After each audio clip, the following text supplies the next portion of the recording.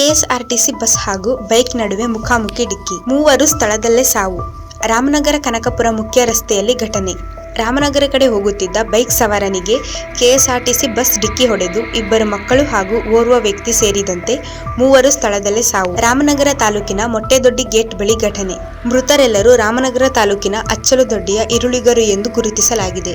ಮೃತದೇಹಗಳು ರಾಮನಗರ ಜಿಲ್ಲಾಸ್ಪತ್ರೆಗೆ ರವಾನೆ.